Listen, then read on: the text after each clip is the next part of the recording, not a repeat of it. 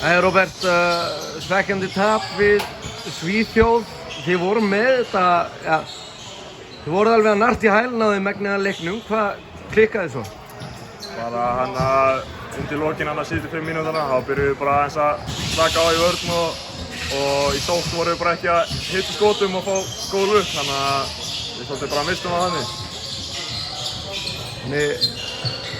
Eins og þú segir, þá voruð þið ekki að hitta úr skotunum. Eitthvað sem þér finnst hafa gert það að verkum? Nei, ég held að segja ekki þannig, bara að koma tímamóta sem bara að klikka skotum og það bara gerist, það svona í körfubolta, það bara svolítið. Þú áttir þarna flottan annan leikhluta, hvað var í gangi þar? Ég bara kom inn og ég var bara í góðum feeling og setti skot og spilaði góð vörn, það var bara ekkert meira það.